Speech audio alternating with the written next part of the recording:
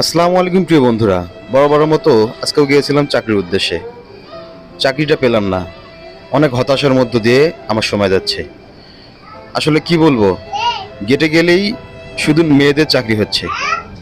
এটা হচ্ছে বিসিক এলাকার 1 নম্বর গেট।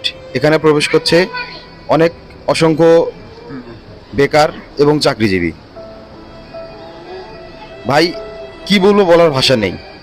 গেটে গেলেই বলে মেয়েদের চাকরি হবে, ছেলেদের চাকরি হবে না।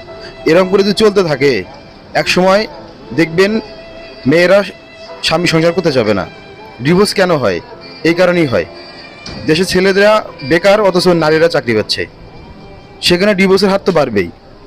এটা কি আমাদের বাংলাদেশ, যে বাংলাদেশে পুরুষরা বেকার থাকবে, নারীরা চাকরি করবে? এটা কি আমরা চেয়েছি? আমরা যা চাচ্ছি তা পাচ্ছি না, যা চাচ্ছি না তা পেয়ে বসে আছি। এরকম করে চললে কিভাবে হবে?